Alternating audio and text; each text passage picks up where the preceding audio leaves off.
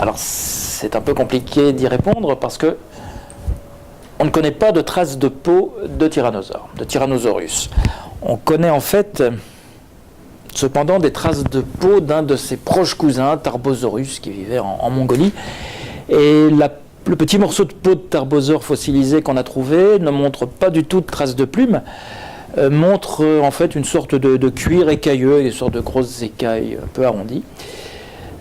Donc, a priori, le tyrannosaure n'avait pas de plumes. Ceci dit, le Tyrannosaurus, c'est Tyrannosaurus, mais il fait partie d'une grande famille de dinosaures qu'on appelle les Tyrannosauridés, qui font eux-mêmes partie d'un autre grand groupe de dinosaures qu'on appelle les Tyrannosauroïdes.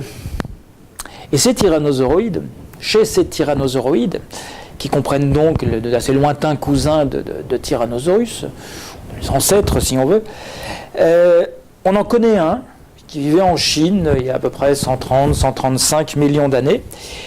Et cette bestiole, qui faisait dans les 3-4 mètres de long, elle est couverte non pas de plumes comme les oiseaux, mais de protoplumes, des sortes de filaments, ressemblant un peu à des plumes, à du duvet, un petit peu de certains poussins.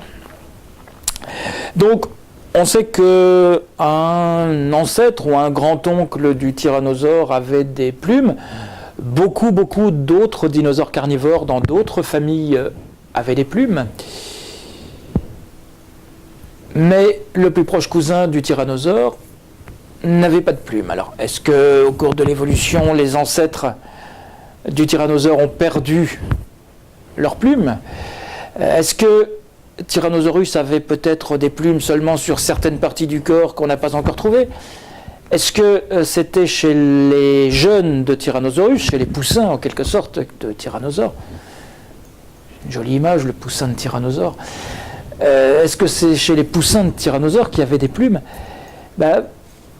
C'est possible, mais dans l'attente de fossiles plus complets, que ne manqueront pas un jour ou l'autre de trouver quelques-uns de mes brillants collègues,